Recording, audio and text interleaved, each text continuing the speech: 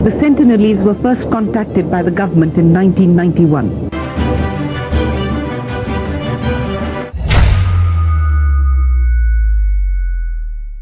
नवंबर 2018 John Allen चाओ नाम के एक 26 साल के अमेरिकन मिशनरी फैसला करते हैं कि ये इलीगली इंडिया के नॉर्थ सेंटिनल आइलैंड पर जाएंगे। इस आइलैंड पे रहने वाले लोगों को हम नॉर्थ सेंटिनलीज ट्राइब का हिस्सा मानते हैं। ये शायद दुनिया की आखिरी अनकॉन्टैक्टेड ट्राइब है, यानी कि इन्हें बाहर की दुनिया के बारे में ऑलमोस्ट कुछ नहीं पता। माइग्रेशन के दौरान इन हजारों सालों में middle east India, south east Asia जैसी जगहों पे जो लोग जाके बसे वो एक दूसरे से मिक्स इन हो गए, क्योंकि सभी एशिया के ही पार्ट थे और जमीन से इधर उधर जाना बहुत ही आसान था। लेकिन जो लोग इन रिमोट एरियाज में जाके बसे वो लोग हम लोगों से बिल्कुल मिक्स इन नहीं हो पाए और एकदम आइसोलेटेड रह गए। नॉर्थ सेंटिनली लोगों के बारे में ये कहा जाता है कि आज से करीब 10,000 से 30,000 साल पहले ये लोग आइलैंड पर आए थे और तभी से ये आइसोलेटेड रह गए बाकी दुनिया से। जॉन एक क्रिश्चियन है और ये इस हद तक ऑब्सेस्ड हो चुके हैं अपने धर्म से कि इस आइलैंड पे रहने वाले लोगों को भी क्रिश्चियनिटी में कन्वर्ट करना चाहते हैं। तो उसके बाद ये पास वाले आइलैंड पर जाकर वहाँ मौजूद एक लोकल मछुआरे को रिश्वत देते हैं 25,000 की और उसे मना लेते हैं उस आइलैंड पे जाने के लिए, जहाँ पर जाना हमारी इंडियन गवर्नमेंट की तरफ से बिल्कुल बैन है। 14 नवंबर 2018 की रात जॉन सफर पर निकलते हैं कि रात के अंधेरे में कोस्ट गार्ड्स की नजर से बच सकें। अपने साथ ही अपना गोप्रो लेकर गए हैं और कुछ कैंचियां हैं। एक कायक है जिसमें बोट से उतरकर अपना बाकी का सफर तय कर सके, कुछ मछलियां और बच्चों के लिए फुटबॉल और एक बाइबल है जिसे एक गिफ्ट दे सके सेंटिनलीज लोगों को। 15 नवंबर 2018 की सुबह जैसे ही उस आइलैंड के पास पहुंचते हैं, ये उस मछुआरे से कहते हैं कि बोट रोककर वहीं वेट करे और खुद अपनी कायक निकालकर उस आइलैंड के नजदीक बढ़ने लगते हैं। पास पहुंचते ही उन्हें एक घर दिखता है और कुछ लोगों की बातें करने की आवाज सुनाई देती है। ये अपनी कायक बीच में ही रोक देते हैं और तभी दिखता है कि दो सेंटिनलीज आदमी अपने हाथ में बोज एंड एरोज लिए एकदम जॉन के नजदीक आ रहे हैं। ये उन लोगों को देख के अंग्रेजी में कहते हैं, my name is John, I love you, Jesus loves you, यानी कि मेरा नाम जॉन है, मैं तुम्हें प्यार करता हूँ और जीसस तुम्हें बहुत प्यार करते हैं। ये उन्हें कहते हैं, जीसस ने मुझे अथॉरिटी दी है आपके पास आकर मिलने की, लीजिए मैं आपके लिए कुछ खाना लाया हूँ। वो दो आदिवासी तीर को अपने बो में रखकर एकदम तैयार हो जाते हैं शूट करने के लिए और जॉन पैनिक होकर वापस मुड़ जाता है और वहाँ से निकल जाता है। लेकिन कुछ घंटों बाद ये फिर से कोशिश करते हैं और इस बार ये दूसरी साइड पे पहुंचते हैं आइलैंड की और वहाँ पहुंचकर दिखता है कि कुछ 6 से 7 सेंटिनलीज लोग इन्हें देखकर चिल्ला रहे हैं और कुछ बोलने लग रहे हैं। ऑब्वियसली यहाँ भाषा किसी को किसी की समझ नहीं आती। आज की डेट में सिवाय सेंटिनलीज लोगों के दुनिया में ऐसा कोई इंसान नहीं है जो इन सेंटिनलीज लोगों की भाषा समझ सके। जॉन को भी कुछ समझ नहीं आता। वो उनकी तरफ देखता है और बात समझाने की कोशिश करता है और सेंटिनलीज लोग हंसने लग जाते हैं उन्हें देखकर और एक सेफ डिस्टेंस पे रहकर जॉन धीरे धीरे उनके करीब जाते हैं उनसे बात करने के लिए। ये जो उन लोगों के लिए तोहफे लाए थे उन्हें धीरे धीरे नीचे रखना शुरू करते हैं। इस बार एक बच्चा और एक यंग लड़की खड़ी थी इनके सामने जिनके हाथों में बो एंड एरो थे। जॉन अपनी कायक से नीचे उतरते हैं और उस बच्चे से बात करने की कोशिश करते हैं और जॉन बाइबल से कुछ समझाने की कोशिश करते हैं इस बच्चे को। तभी पीछे से एक सेंटिनलीज आदमी उनकी कायक छीन लेता है और कुछ ही सेकंड्स में वो बच्चा जॉन की छाती की तरफ एम करते हुए तीर चला देता है। वो एरो बाय चांस बाइबल किताब में जाकर लगता है और जॉन की जान बच जाती है। एक बार फिर से जॉन पैनिक में आकर वहाँ से भागते हैं, लेकिन इस बार उनकी कायक भी नहीं है, पर स्विमिंग करके किसी तरह अपनी बोट तक पहुँचते हैं और उसी रात ही अपने होटल में जाके अपनी डायरी में लिखते हैं, लॉर्ड क्या ये आइलैंड राक्षसों का आइलैंड है जहाँ इन लोगों ने जीसस तक का नाम नहीं सुना। और आगे लिखते हुए ये बताते हैं कि मैं मरना नहीं चाहता, शायद मुझे इस जगह से निकल जाना चाहिए। लेकिन लॉर्ड को लेकर इनका ऑब्सेशन पागलपंती में बदल चुका था और ये फिर से अपने आप को किसी तरह कन्विंस करते हैं कि मुझे वहाँ दोबारा जाना ही पड़ेगा। 16 नवंबर 2018 ये अपनी फैमिली को एक चिट्ठी लिखते हैं कि जीसस वर्ड उन लोगों तक पहुंचाना वर्थ इट है, चाहे इसमें मेरी जान क्यों ना चली जाए, प्लीज इन लोगों को ब्लेम मत करना।